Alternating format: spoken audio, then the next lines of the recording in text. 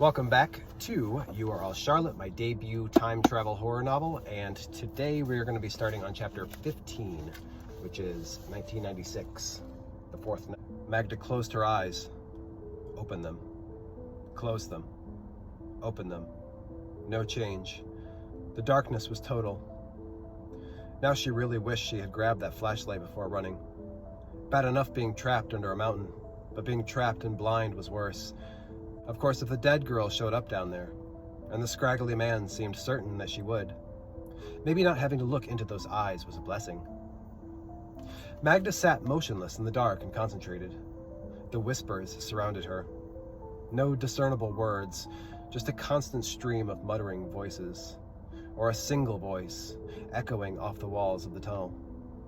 Maybe the awful stench of death in the air was just a lingering scent clinging to her clothes and hair, but maybe that dead girl was already there, in the dark beside Magda, waiting, whispering.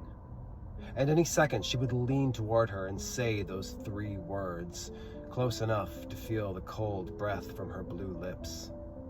"Help me, Magda." Her skin broke out in goosebumps. The urge to run was overwhelming, but where could she go? A drop of sweat fell down her cheek, despite the chill inside the tunnel. The tomb. She took a deep breath and held it, then let it out. She had to get control, calm down. She was alone, nobody down there but a girl on the verge of a panic attack. She needed to find a way out. No one but the scraggly man knew where she was. Bridget? Jaden? Both either lost or dead by now in these tunnels.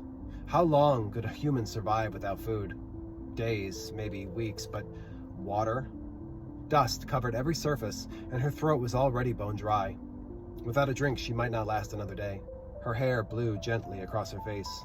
She opened her eyes, staring ahead into the darkness. A breeze. Airflow.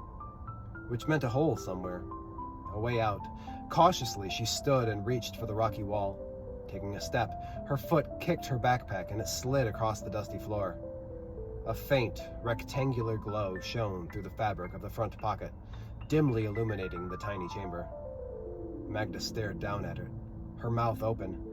The police had confiscated her phone as evidence, so whose? Caitlin's phone. She had completely forgotten about it.